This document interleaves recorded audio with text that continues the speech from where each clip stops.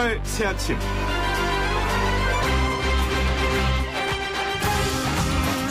정봉주 전 의원은 지난 금요일 저희 노영희의 출발 새아침에 출연을 했습니다. 그 전날에 보도되었던 비례정당 창당 계획에 대해서 얘기를 하는 시간이었는데요. 여기에서 저희 제작진과 우리 방송을 듣는 애청자 여러분께 명백한 거짓말을 한 거죠. 사회자가 여러 번 확인을 했음에도 그는 창당 계획이 없다. 이미 시기가 늦었다. 민주당이 자기 손에 피를 묻히지 않고 비례정당 창당을 외부에 맡기는 것은 옳지 않다며 강하게 비난을 쏟아냈습니다. 그리고 전날 자신의 창당 소식을 보도했던 CBS 기사도 완전한 오보였고 자신이 전화를 걸어 항의까지 했다라고 했습니다. 그러면서 그날 오전에 정계 은퇴를 선언하는 기자회견을 할 것이다 이런 얘기까지 했습니다.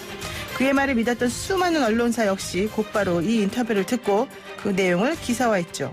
하지만 그는 2시간이 지난 후 여의도의 한 호텔에서 비례정당인 열린우리당을 창당하겠다라면서 기자회견을 했고 자신이 아침에 거짓 인터뷰를 했음을 인정했습니다. 비례정당 창당을 민주당과 연결시키고 싶지 않은 나름대로의 정치적 계산 때문이었겠지만은 많은 국민을 상대로 거짓말을 하고 희대의 사기극을 벌인 정봉주 전 의원의 행동은 분명 잘못된 것이고요. 이에 상당한 유감의 뜻을 전합니다. 특히 정봉주 전 의원은 그날 저녁에 있었던 저희 YTN TV에 뉴스가 있는 저녁에 출연을 해서 변상욱 앵커와의 인터뷰 도중에도 노영희의 출발 새아침에 출연해서 거짓말했다, 사과했다 이런 식으로 말했습니다. 그러나 다시 한번 말씀드립니다.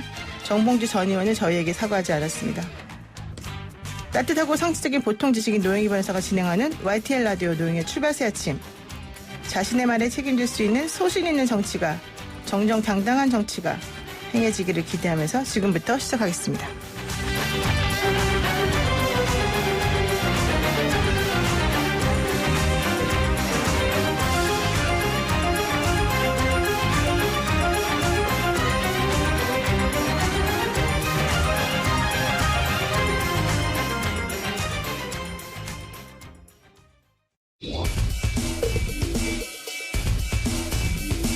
막히는 출근길 뉴스엔 급행열차를 타라. 헬마 뉴스. 네, 답답한 출근길 매일 아침 청취자 여러분의 속을 시원하게 뚫어드리는 시간이죠. 오늘도 헬마 뉴스 헬마우스 임경빈 작가 나와 계십니다. 안녕하세요. 안녕하세요, 헬마우스입니다. 네, 주말에 잘 보내셨습니까? 예, 주말에 코로나 관련해가지고 계속 준비를 하면서 방송 저희도 이제 계속 하고 있어가지고 그러고 있습니다. 그러니까 사람은 안 만나고 그 방송 준비만 했다 조용히. 그렇습니다. 집에서 주로. 네. 정말 건강한 그리고 돈만 버는 그런 네. 생활하셨군요. 바람직한 이제 생활 태도를 유지하고 있습니다. 그러니까 앞으로 한 1, 2주는 그래야 될 것 같아요. 네, 저도 그럴 것 되게 같습니다. 기대를 하고 있던 모임이 있었는데 사실 저는 좀 연식이 있어서 그런지 별로 신경 안 썼는데 젊은 사람들이 걱정을 많이 하더라고요. 그래서 그냥 없어졌어요, 그 모임이. 너무 마음이 안타까웠어요. 네. 예, 자, 지금 상황이 좀 다 비슷하게 돌아가는 것 같습니다. 그렇습니다. 지난주 월요일에 그 처음 소식을 전하면서 그 이탈리아하고 이란 사례를 예의주시를 해야 된다. 네. 전 세계적인 대유행, 그러니까 이제 팬데믹의 입구에 서 있다는 신호다 이런 말씀을 드렸는데 일주일 만에 완전히 이게 확인이 되고 있는 상황입니다. 확인이 된다고 봐야 돼요? 예, 이탈리아는 지금 순식간에 확진자가 1000명을 넘어섰고요. 1694명의 사망자가 벌써 34명입니다. 이란은 더 심각해서 그 확진자는 이제 1000명 가까이 978명인데 사망자만 벌써 54명. 그리고 부통령이랑 국정조정위원 같은 사람들이 이제 확진 판정을 받은 데 이어서 심지어 국회 부의장은 사망하는 일이 발생했어요. 부의장이 사망했어요? 예. 그야말로 예. 말씀하세요. 그야말로 이제 혼란 그 자체가 이제 벌어지고 있는데 진단 검사를 많이 하지도 않고 있는 이제 일본에서도 벌써 확진자가 243명이 나왔고요. 홋카이도 같은 지자체에서는 비상사태를 선포한 상태입니다. 그러니까 독일, 프랑스, 스페인 뭐 이런 유럽 국가는 물론이고 미국도 지금 확진자가 계속 폭증을 하고 있는 그런 추세입니다. 아니 지금 우리한테 중국인을 전격적으로 입국시키지 말아야 된다라고 네. 의사협회 회장이 1월 20 며칠 날 얘기를 했는데 왜 안 했냐 이게 비난이었는데 사실 그렇게 외국인 입국, 중국인 입국을 절대 못하게 했던 게 이탈리아잖아요. 근데 그 이탈리아 지금 결과를 보면은 만족할 만합니까? 이게 전혀 그렇지 않은 상황이고 그렇죠. 심지어 이제 그 국내에서 확진자 2명이 나왔는데 이탈리아에서 옮겨온 케이스가 돼버렸습니다. 그러니까요. 뭐 밀라노 무슨 패션위크 갔다가 지금 2명이 걸려서 왔다는 얘기도 있고 또 그런 식의 그동안 주장이 맞다면 이란에서 이렇게 번지는 것도 사실 상당히 말이 안 되는 거고요. 또 북한도 중국을 아예 경계를 그때 폐쇄하지 않았습니까? 예. 그랬는데 지금 집에서 자가격리되는 사람이 뭐 7천 명이다 이런 얘기 나오고 있어요. 그렇습니다. 그런 상황을 봤을 때는 사실은 1월 23일에 이제 중국이 우한시 폐쇄를 실시를 했는데 네. 그때 이미 늦었다라는 게 그럼요. 지금 역학조사상으로는 이제 드러나고 있는 상황인 것 같습니다. 그리고 미국도 지금 이제 심각하다. 미국도 그 감염 경로를 모르는 코로나19 감염자가 나오기도 했고 예. 또 이게 뭐 미국 독감하고 비슷한 거 아니냐 뭐 이런 얘기도 나오고 좀 그런 얘기까지 복잡한 것 나오고 있는 같아요. 상황이고요. 네. 그러다 보니까 이제 트럼프 대통령이 일주일 사이에 2번이나 코로나 관련된 긴급 기자회견을 네. 가졌는데 뭐 지난주에도 이제 CDC에서 좀 심상치 않은 신호가 나온다는 말씀을 드렸는데 그런 상황인 것 같습니다. 말씀하신 대로 이제 캘리포니아나 워싱턴주 같은 데서도 감염 경로 확인이 안 되는 확진자들이 나오고 있고요. 그러면서 미국은 지금 이제 발빠르게 조치를 취하고 있는데 일단 이란에 대해서는 전면 입국 금지를 네. 했는데 우방인 이탈리아나 한국, 일본에 대해서는 이제 특정 지역에만 제한해서 조치를 취했습니다. 그러니까 그래요. 이제 출국 전후로 이제 의료 검사를 강화하겠다 이런 조치를 내놓긴 했는데 결국은 자기네랑 친한 한국이나 이탈리아랑은 입국 금지 안 한 걸 보면 입국 금지 자체가 미국이 하고 있는 게 정치적 제스처 아니냐. 이란 같은 데는 그냥 입국 금지 해버리고 중국에 대해서도 네. 차이가 있다. 맞아요. 이런 비판이 나오는 겁니다. 근데 지금 사실은 그 트럼프에 대해서도 말이 많더라고요. 자기네 그 감염 경로를 알지 못하면서 감염됐다라고 하는 사람에 예. 대해서 여자인지 남자인지도 모르고 예. 그냥 기자회견을 해요. 뭐 대통령이. 그리고 뭐 민주당 사람들 때문에 이런 일이 벌어진다라는 네, 식의 요즘 왜 이야기도 그러죠? 하고 그야말로 어떻게 보면 이제 타조처럼 그 머리를 땅에 박고 이거는 벌어지지 않은 일이다 하고 있는 것 같은 그런 상황인데 네, 맞아요. 그러니까 우리는 감염자가 없다. 왜냐하면 검사를 안 하기 때문이다. 그렇지. 이런 맞아. 상황인 건데 네. 사실은 근데 이 병이 그렇게 간단한 문제가 아니라는 게 이탈리아 사례를 통해서 이제 확인되는 중입니다. 네. 모르고 있었다가 확인이 되는 상황은 이미 늦는다라는 건데 엄청난 확진자의 폭증세 그리고 발견이 늦어지면 그만큼 사망자의 그 속도도 빨라진다는 거. 그게 지금 이란하고 이탈리아 사례를 통해서 이제 드러나는 거고 우리나라로 치면은 발견이 늦어져서 중증 상태로 발견이 되고 그때는 이미 늦게 된다는 게 그렇죠, 이제 그렇죠. 청도 대남병원의 사례를 통해서 우리도 이제 확인이 되는 상황입니다. 말하자면 이게 그냥 확진을 안 하고 감염자가 없다고 하면 북한처럼 되는 건데 맞아요. 북한은 계속해서 이제 감염자가 0명이라고 강조를 하고 있지만 그거를 지금 믿는 사람은 아무도 없고요. 없죠. 예. 이런 상황이고 심지어는 확진자를 처형했다는 얘기까지 지금 흘러나올 정도니까. 그러니까 유언변인지 아닌지 모르지만. 그렇습니다. 자, 그래도 중요한 건 이거 같아요. 처음에 이제 우리가 확진자가 너무 많이 늘어나니까 이게 도대체 뭐냐. 예. 그래서 우리나라의 그런 방역 시스템이라든가 이런 걸 걱정했는데 예. 생각해 보면 이 병은 기저질환이 있는 사람에게 특히 위험하기 때문에 그렇죠. 병을 초기에 검진해야 되는 게 중요하잖아요. 바로 그렇습니다. 근데 그걸 우리가 지금 아주 엄청난 이 검사 능력을 가지고서 하고 있다는 거 아닙니까? 다른 네네. 나라는 하지도 못하는데. 네. 그러니까 지금 확진자 늘어나는 게 중요한 게 아니라 저는 그렇죠. 그거 이외에 확진이 됐다고 쳤을 때 그 이후에 뭐 완치된다거나 어떤 식으로 치료해준다고 이게 중요할 것 같아요. 그 관리가 이루어지고 있느냐 이제 그런 문제일 것 같습니다. 지금 근데 이거를 조사해보니까 그게 예. 나왔더라고요. 우리나라 같은 경우에는 걸린 사람 대비 0.5%밖에 지금 이 사망자가 그렇습니다. 안 나온다면서요. 그러니까 이제 확진자 숫자로 치면은 그게 뭐 굉장히 엄청난 상황인 것 같지만 실제로는 사망률을 낮추고 있는 셈이기도 하거든요. 우리 그렇죠. 입장에서는 예. 중증 질환자로 넘어가기 전에 빨리 발견해서 빨리 치료를 할 수 있기 바로 때문에 그거죠. 예. 다른 나라들이 이제서야 조치를 취하고 있는 걸 우리는 이미 좀 지나가고 있는 상황이다. 어떻게 보면 그렇게 볼 수도 있는 상황입니다. 그러니까요. 그러니까 이게 우리나라가 엄청나게 발빠르게 대처를 해서 이 신천지 나오기 전까지는 뭐 거의 완벽했고 네. 신천지 나온 이후에는 그럼에도 불구하고 어쨌든 우리가 조기에 발견하려는 노력을 했고 그렇습니다. 그것으로 인해서 예. 문제를 잘 해결해 나가고 있다. 저는 이렇게 솔직히 이렇게 봅니다. 근데 물론 예. 또 반대하시는 분들도 계시겠지만은 예. 그 반대할 것 같으면은 증거를 가지고 저한테 얘기해 주시면 될 것 같아요. 자, 두 번째 얘기는 뭡니까? 예, 이만희 그 신천지 총회장 코로나19 진단 검사를 받았다는 소식이 이제 신천지를 통해서 밝혀졌습니다. 원래는 3월 1일에 검사를 받을 거라고 했었는데 네. 어제 자기네가 밝힌 걸 보니까 또 전날인 29일에 이미 검사를 받았다고 해요. 네, 그러니까 뭐 이런 그렇더라고요. 부분에서도 말이 계속 왔다 갔다 하는 건데 아마 29일에 검사를 받았으면은 하루 지나면은 나오니까 이미 검사 결과가 나왔을 텐데 아직까지 이제 그 결과는 안 밝히고 있는 상황입니다. 그거 안 좋으니까 안 밝히는 거 아닐까요?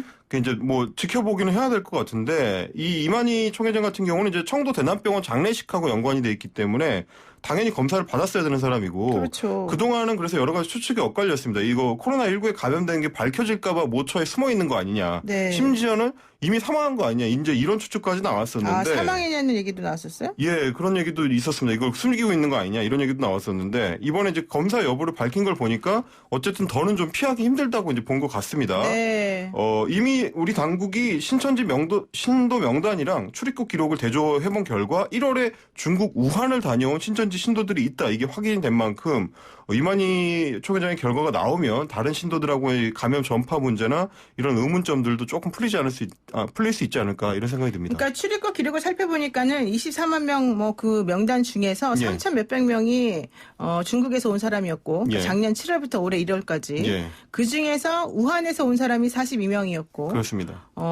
그런데 이제 뭐 1월에 왔는지 아니면 그 전달에 네. 왔는지 모르겠지만 네. 어쨌든 중요한 건 우한에서 온 사람들이 몇십 명 있었다. 그렇습니다. 이 사람들은 처음엔 자기네 우한 상관없다 막 그랬는데 결국 네. 아니었다 이런 얘기인 거죠. 그렇죠.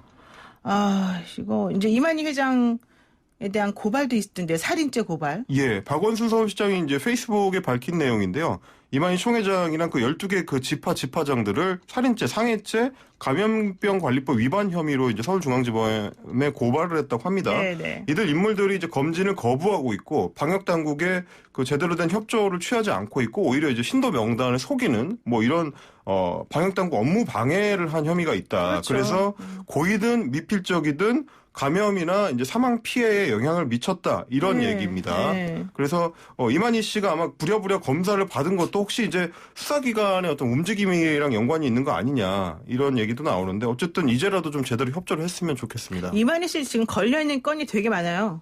그렇죠. 횡령으로 이미 다 그 전에 네. 업무상 그 특경가법상 업무상 횡령, 배임 네. 이런 것 때문에 사실 고소고발되는 게 많아요. 왜냐하면 네. 신천지 피해자들, 그렇죠. 예. 신도의 가족들이 피해자들인데 그 피해자들이 그 사람을 고발한 게 많고. 빨리 좀 진행이 됐으면 좋겠네요. 예, 그래서 이제 수원에서 빨리 하겠다고 주장했는데 네. 어쨌든 살인죄로까지 사실 고발될 거라고 생각하지 못했는데 박원순 시장이 엄청나게 세게 합니다. 그렇죠. 예. 지금 세게 한 사람이 2명 있죠. 이재명 경기지사하고 박원순 시장이죠. 저는 권영진 시장이 빨리 했으면 좋겠습니다.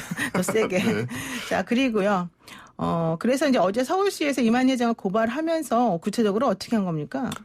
그렇게 되면서 이제 수원지검에서 이 사건을 넘겨받아서 수사를 진행하기로 했고요. 그렇죠. 수사가 조금 속도를 낼 것 같은 그런 분위기입니다. 그러니까 이만희 총회장과 12개 지파장들 네네. 살인죄, 상해죄, 뭐 감염병 예방 및 관리에 관한 법률 예. 위반 이런 걸 했고요. 이 사람한테 민사상 손해배상 청구 소송도 가능할 것 같아요. 네, 그렇겠죠. 예. 예. 그리고 그동안 돈 줬던 거 다 돌려줘라 이것도 가능할 것 같아요. 사기죄도 될 것 같아요. 네. 내가 재미있는 걸 얘기 들었는데 뭐 신도를 한 명씩 데리고 올 때마다 돈을 네. 좀 받거나 그 교회에서 네네네. 뭐 못 데리고 오면 벌로 뭐 110만 원인가를 받는다면서요. 내야 된다면서요. 이게 무슨 다단계 회사도 아니고 말이죠. 예. 근데 그 돈을 제일 많이 받아간 사람이 이만희 회장이래요. 좋습니다. 네. 자, 세 번째 소식은 뭡니까? 그 민주당의 이제 비례정당 관련된 논의가 좀 진척이 되고 있는데요. 네. 선거 연합정당을 만들어 가지고 그 여당하고 이제 뜻을 같이 하는 뭐 네. 정당들이 각각 이제 비례 후보를 이제 파견하는 형식으로 추진을 하겠다. 이런 얘기가 조금 진행이 되고 있습니다.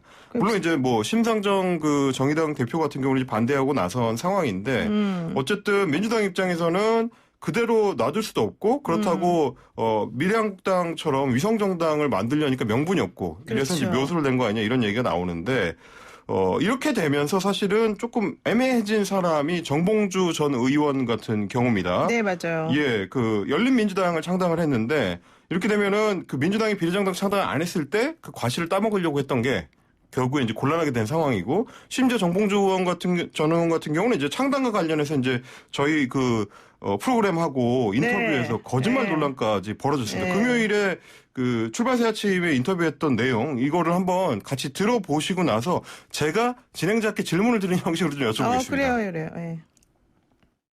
오늘 10시 반에 기자회견합니다. 무엇에 대해서 하실 겁니까? 그러니까 이제 뭐 제 심정을 다 밝히고 이제 저는 그 위성정당이라고 하는데 인공위성을 타고 지구를 떠나겠다.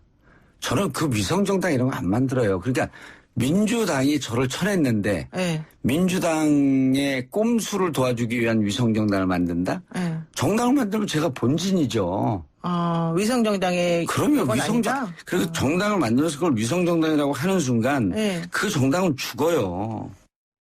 자, 저렇게 창당 안 한다라고 이야기한 거 아닙니까, 지금? 네, 지금 그거 만들면 죽는다. 예. 자기는 절대 안 한다. 나 그렇게 들었는데. 그러니까요.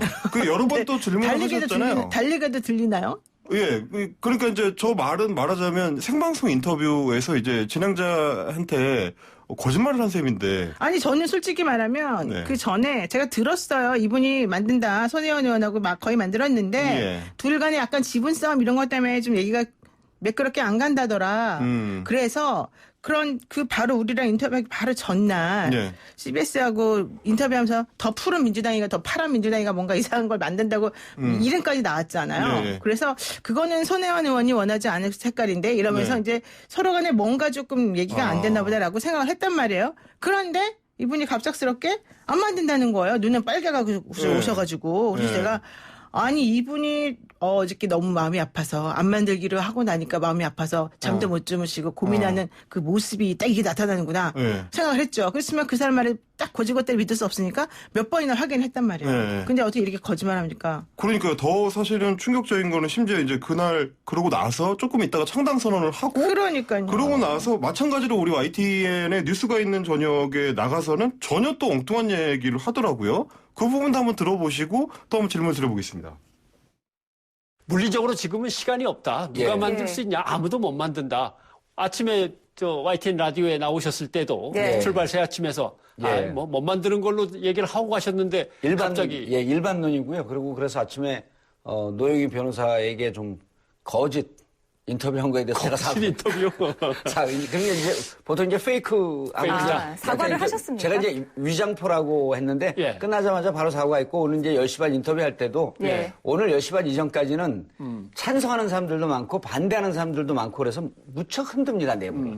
그래서 계속 위장포를 쓰고 있어. 저 예를 들어 적국과 전쟁을 하는데 예. 탱크에 위장포 안 씌우면 계속 그 폭격 맞거든요. 사과를 했다는데 사과를 아니, 받으셨습니까? 당연히 안 했죠. 저한테 그냥 10시 반에 나 막 창당할 거야 이렇게 말해버리는 거예요. 그게 상가예요 나한테 하는 게? 난 진짜 황당한 놀랐는데 상황이, 중요한 거는 저는 정봉주원 좋아합니다 원래. 여러분 또 오해하지 마시고요. 정봉주원 좋아하는데 좋아하는 거 하고 또 그 사람이 세우고 싶었던 전략이나 이런 것하고는 방송은 또 다른 문제 아니겠습니까? 그러니까 그렇죠. 이런 식으로 우리 애청자분들한테 거짓말을 하고 또 애청자분들만 거짓말한 게 아니에요. 이 방송을 사실 기자분들이 많이 듣고 있기 때문에 그분들이 그거를 기사화해가지고 올린다고요. 그런데 그 기사를 읽은 수많은 사람들에게도 역시 거짓말을 한 셈이 되잖아요. 그렇죠. 그러니까 물론 본인은 민주당하고 전혀 관계가 없다는 거를 자꾸 강조하기 위해서 한 것 같긴 한데 그래도 이렇게 하시는 건 저는 매우 옳지 않다 이렇게 봅니다. 네, 이런 식으로 할 때 민주적 가치나 뭐 선명성 경쟁이라는 본인의 말이 얼마나 좀 무게감을 가질 수 있을까 저는 약간 좀 그런 생각이 근데 들긴 본인 하더라고요. 주장은 어쨌든 자기는 비리 안 나가기로 했으니까 나의 말은 진정하다. 이게 점 아닙니까? 네, 됐어요. 우린 이렇게 하지 맙시다. 알겠습니다. 할 저는 말은 정치할 정직하게 겁니까? 방송하겠습니다. 네, 정치는 할 거예요. 정치 전혀 생각 없습니다. 정치하더라도 아직 꿈나무니까 정치하시더라도 이렇게 네. 하지 마시고요. 네. 그래도 또 이제 나라가 또 상황이나 처해 있는 그 본인의 위치에 따라 좀 달라질 수 있으니까 너무 확언을 하지 맙시다 우리가. 알겠습니다. 예, 오늘 여기까지 하겠습니다. 고맙습니다. 감사합니다. 네, 지금까지 헬마우스 임경빈 작가였습니다. 아침을 시작하는 슬기로운 방법. 오늘 내게 이로운 뉴스. 노영희의 출발 새 아침. 슬기로운 인터뷰.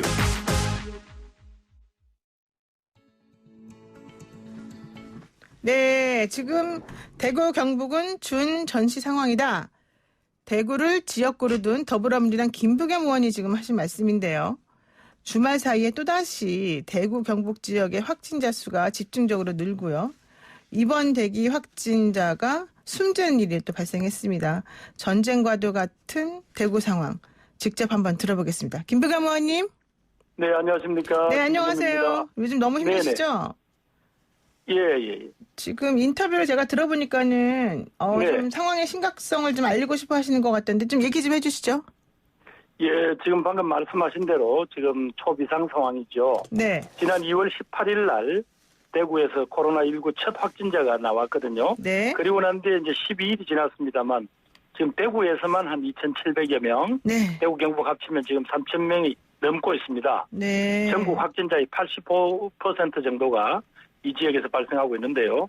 물론 그중에 73%가량이 신천지 교인이거나 교민 접촉자이지만 네. 그래도 많은 시민들의 이제 지역사회 감염이 시작된 게 아니냐라는 두려움 때문에 지금 열흘 가까이 심리적인 자발적 격리 상황, 자가 격리 상황, 네. 그런 상황에 처해 있으면서 불안과 공포를 호소하고 있습니다.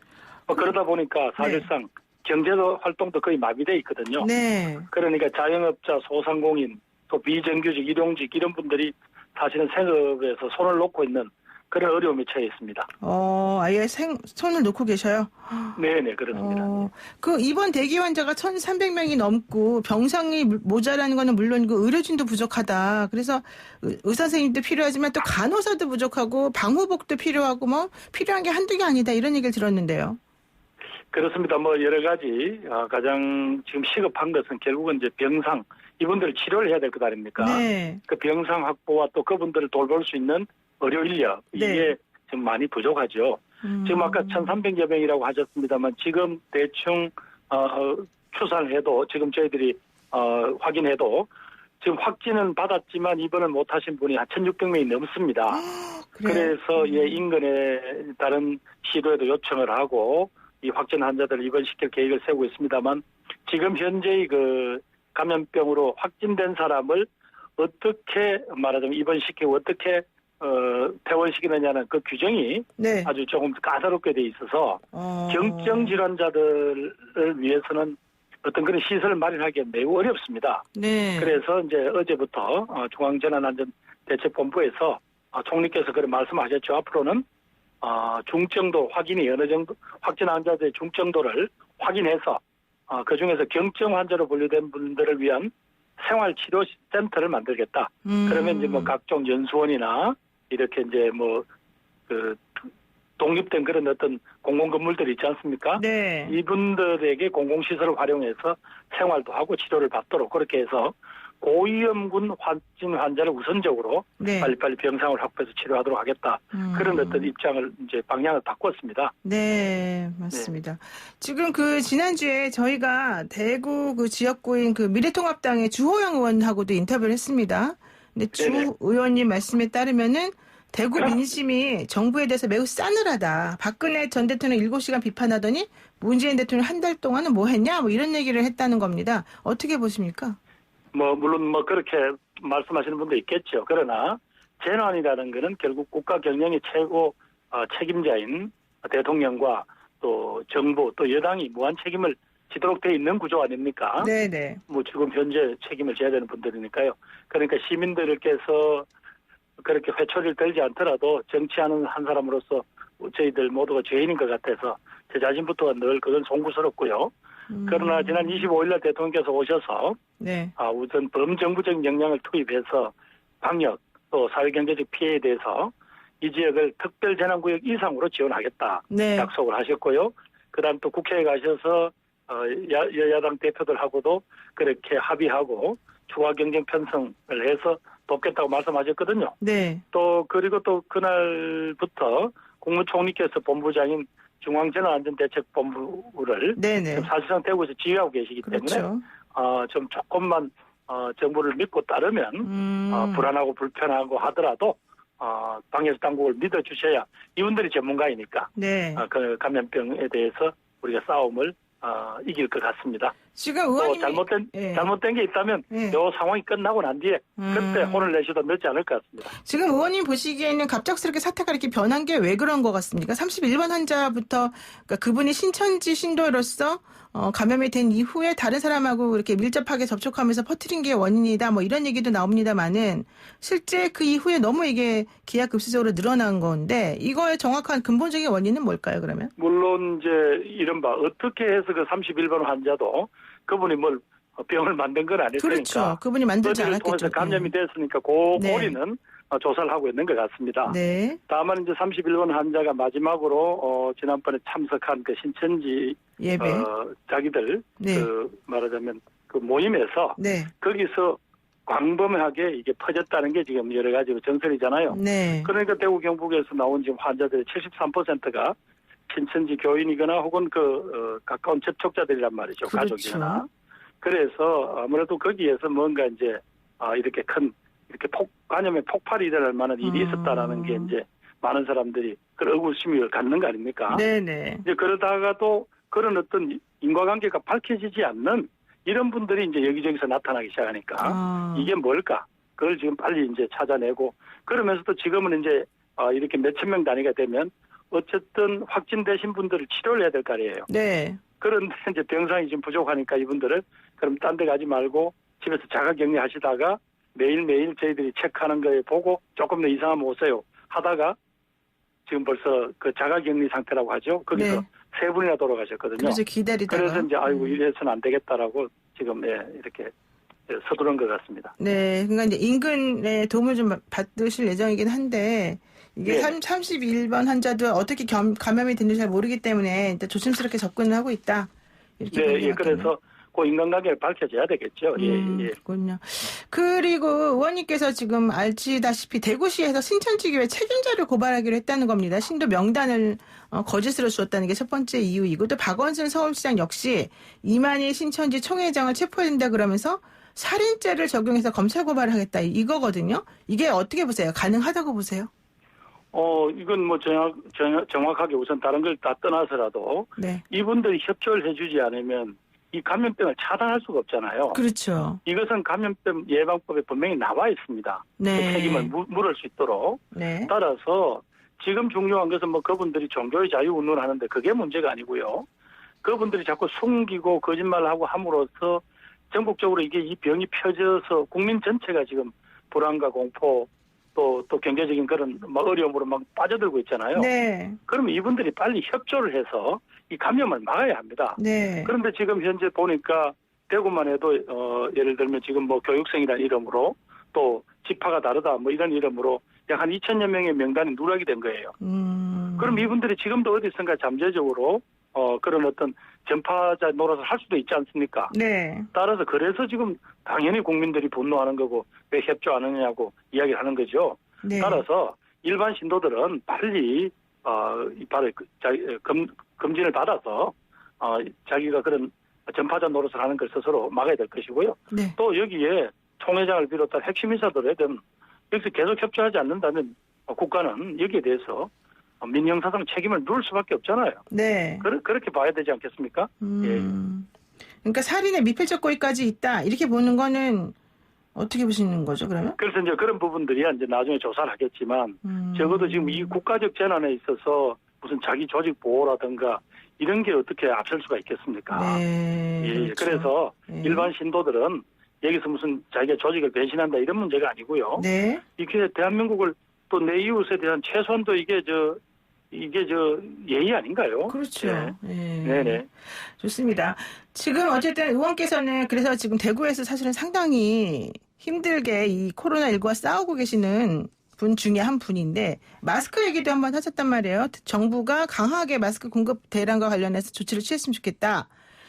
마스크 공급이 얼마나 힘듭니까? 지금 이 대구에서. 지금 이제 이렇게 보시면 돼요. 예를 들면 네. 정부가 처음부터 아예 이제 저소득층이나 혹은 대구 경북처럼 감염이 막 팍 퍼진 지역에는 네. 정부가 확실히 무상으로 공급하겠다 네. 이렇게 선언을 하고 하면 물론 저희도 어제 석장인가 공급을 받았어요. 네네. 그 이제 사람 식구에 따라서 그래 받고 있으니까 이건 이대로 하고 나머지는 농협이나 우체국 등에서 하는 공적 공급 마스크 하고요. 네. 약국이나 이런 데 파는 마스크 또 가격이 다른 거예요. 아. 그러니까 많은 사람들이 자꾸 이제 말하자면 공적 공급 마스크를 사겠다고 줄을 서버리니까 네네. 사람들이 이게 뭔가 유통이 잘못돼가지고 정부가 이런 거 하나도 제대로 못하냐고 막 비판이 쏟아지는 거죠. 아, 그러니까 그래서 마스크는 다 공급이 됐는데 파는 데마다 가격이 좀 달라요. 가격도 다르고 또 그러다 보니까 일시적으로 사람들이 몰리는 지역은 금방 떨어지고 그렇죠. 또 그렇지 않은 지역은 조금 남고 이런데 그래서 음. 이제는 이제 시민들이나 국민들이 마스크는 언제든지 어디 가도 있다라는 믿음만 있으면 굳이 이렇게 줄을 서거나 이렇게 서두르실 이유가 없지 않습니까? 그렇죠, 그렇죠. 그래서 우선 대구하고 청도 그리고 최근에 이제 확진자가 많이 나오는 경산 네. 이런 정도에는 우선 정부가 이렇게 공적인 공급을 통해서 확실히 책임을 진다는 믿음을 주고 나머지 국민들께서는 이런 부분들은 모두 다 협조를 해주시면 네. 마스크 공급 문제가 이제 곧 이번 주부터는 대충 풀릴 것 같습니다. 아, 그렇군요. 그리고요, 이제 우리나라 사람들이 특히 대구에서 태어난 것처럼 대구, 경북, 경남 이쪽에서 태어난 것으로 출생지 번호가 주민등록번호에 기재가 돼 있는데 그런 여건을 가지고 계신 분들은 입국을 안 시키고 또 그거 아니라 하더라도 우리나라에서 온 사람은 추가 입국 제한을 하겠다 뭐 이런 얘기가 지금 많아서 여행 국가들이 상당히 우리를 꺼려한다 이런 얘기 나오지 않습니까? 이 부분은 어떻게 지금? 우리 이제 입국 제한 조치를 한 나라들이 많아졌다는 거고요. 네. 특히 미국조차도 이 특정 대구와 또 이런 특정 지역에 대해서는 여행 금지 조치를 내렸다고 돼 있네요. 네. 그러니까 이제 국민들께서 화가 매우 나셨을 겁니다. 네. 그리고 그런 점에서 또 정부로서는 여러 가지 죄스러운 일이죠. 그러나 우리 정부가 그동안 할 역할을 제대로 못했다라고 하는 것은 조금 너무 지나친 비판인 것 같습니다. 특히 왜 중국 사람들을 막지 않았냐라고 네네. 이야기를 하시는데 사실은 저 대구에서 31번 확진자가 나오기 전까지는 네.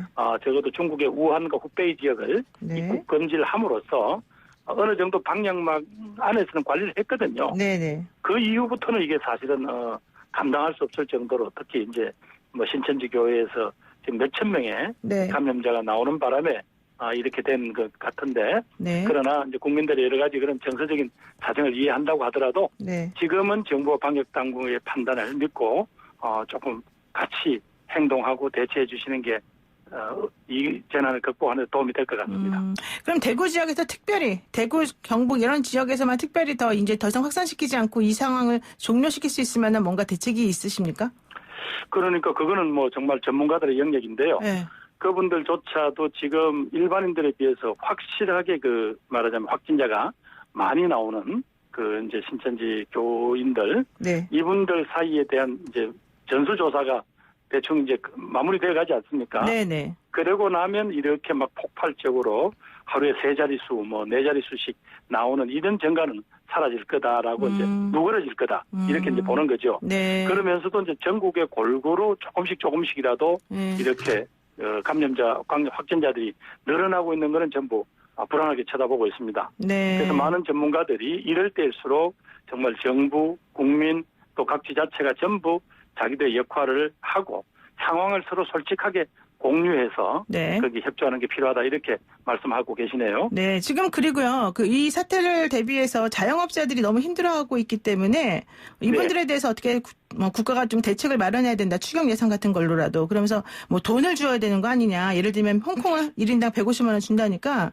우리도 그런 식으로 돈을 주든지 대책. 지금까지 이제 우리 보통 보면 재정 당국들은 그런 돈을 쓰는 걸 되게 두려워했거든요. 그렇죠. 그래서 일단 이번 주에 정부에서 국회로 추가 경정 예산안이 올라옵니다. 네. 그 과정을 심사를 하면서 실질적으로 현장에 있는 이런 목소리들, 이런 상황을 정확하게 밝혀서 지금 이 자리에서 다 말씀은 못 드리지만 네. 어떤 지역에 따라서는 정말로 우리도 잘 모르는 어떤 영역에서도 피해를 당하고 있거든요. 네. 그분들도 다 억울한 피해자들이니까 네. 어떻게든 이 어려운 시기에 그분들의 그런 피해를 조금씩 공적으로 부담을 해주는 그런 방법을 찾아보겠습니다. 네, 좋습니다. 아유, 고생 많으시고 마지막으로 하나만 여쭐게요. 지금 현재 문재인 대통령에 대한 탄핵 청원과 문재인 대통령 응원 청원이 동시에 일어나고 있는데 이건 어떻게 보십니까?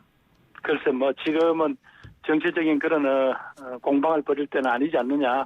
우선 이 어려움에 처한 국민들 또 특히 여러 가지 고립감을 느끼는 네. 대구 경북 시도민들에게 따뜻한 정리를 보내주셨으면 그런 점에서 어제 이제 이용석 광주시장님을 비롯한 그 43개 광주의 네. 행정 시민단체들이 대구의 경증 환자를 받겠다. 네, 그래서 네, 병원을 한 2군데를 다 비우겠다. 네. 정말 저희들은 눈물나게 고마운 일입니다. 네. 그런 것이 어려울 때 서로 정말 이웃끼리 똑같은 공동체 사는 국민들끼리 서로 사랑이고 신뢰가 아닌가 그렇게 생각합니다. 네, 알겠습니다. 오늘 말씀 여기까지 듣겠습니다. 고생 많이 하세요. 네, 감사합니다. 네, 고맙습니다. 지금까지 더불어민주당의 김부겸 의원이었습니다. 노영희의 출발 새 아침 잠시 후 2부에서 뵙겠습니다. 친절한 시사, 시원한 통찰. 노영희의 출발 새 아침, 슬기로운 인터뷰.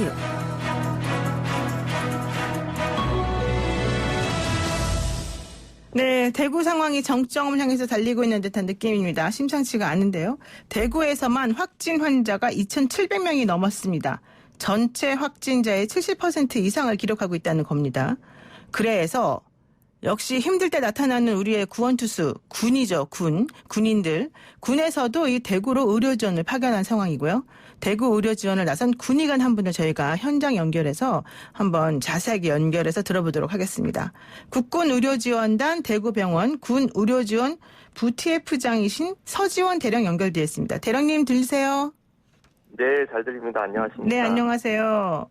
네. 아유, 정말 군의관 하시면서 최대 난국이 아닐까 싶긴 한데 어떻습니까?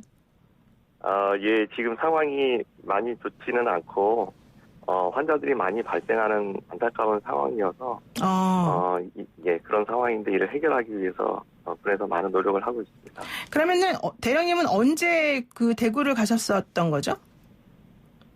저는 지난주 목요일에 왔습니다. 저희 이제 국군 대구병원에서 네.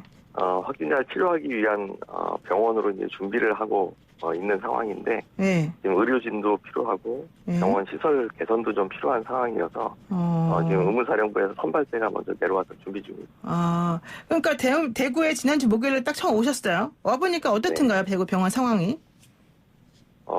지금 이제 대구는 아까 그 말씀하셨듯이 확진자의 상당 부분이 대구 지역에 많이 집중되어 있어서 네.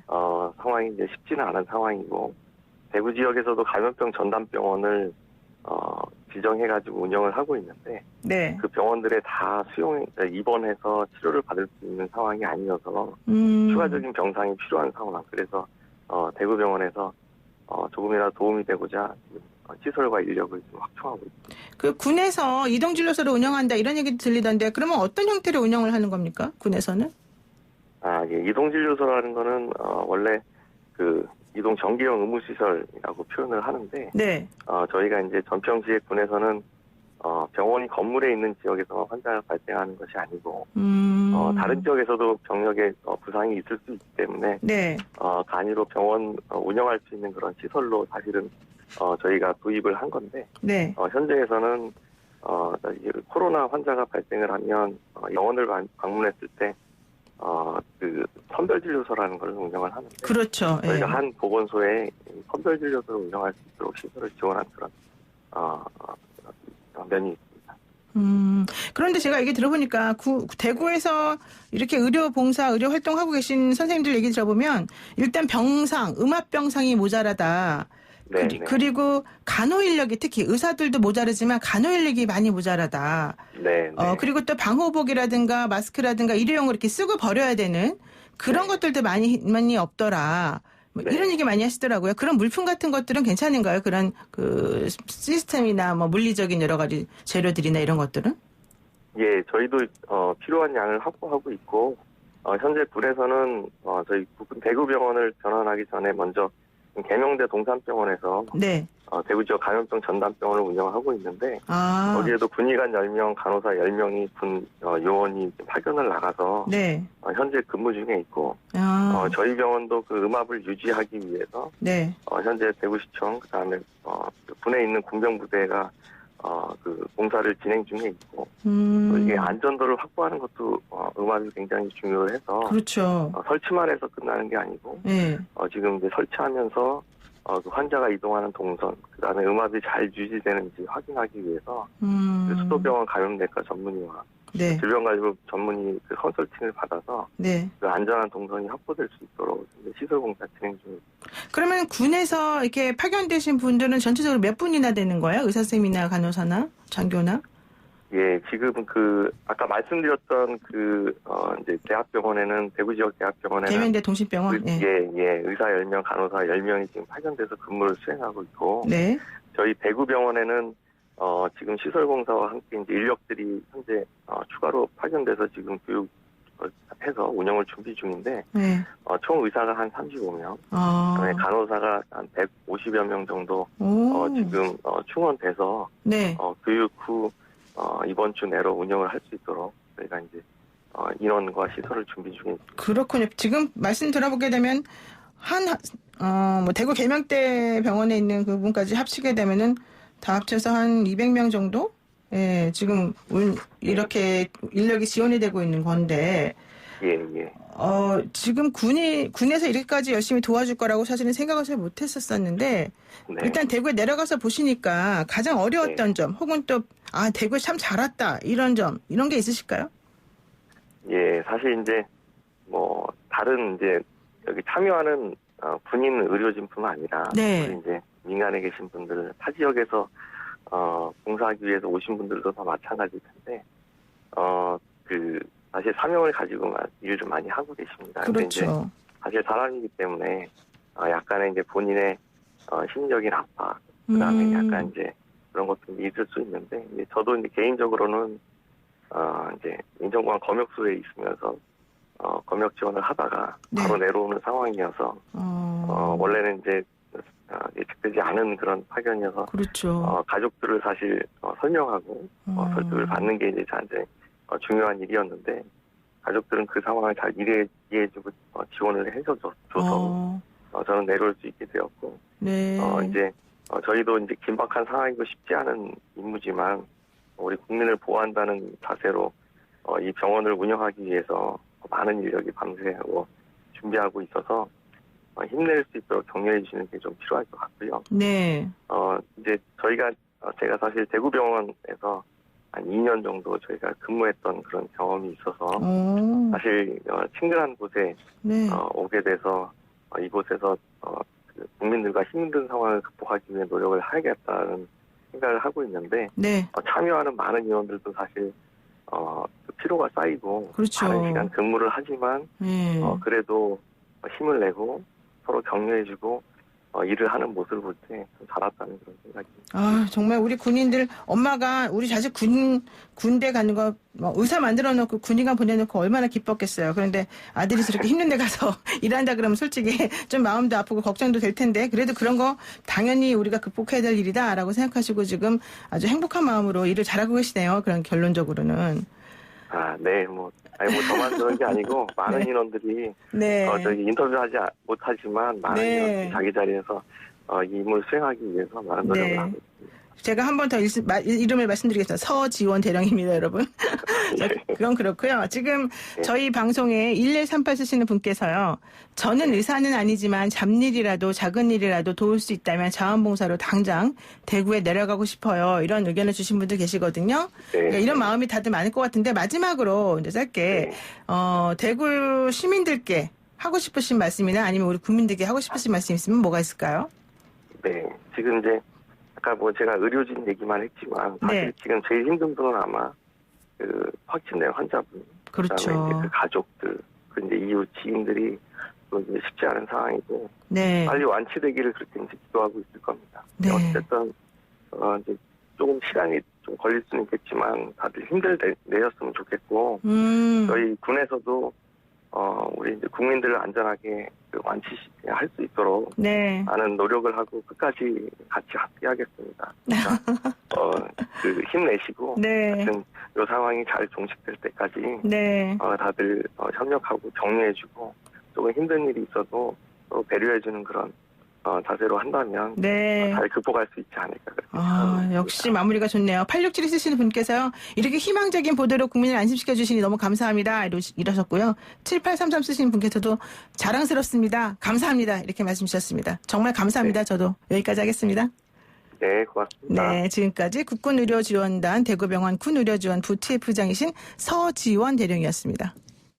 FM 94.5MHz YTN 라디오 노영의 출발 새 아침 8시 정각에 돌아오겠습니다.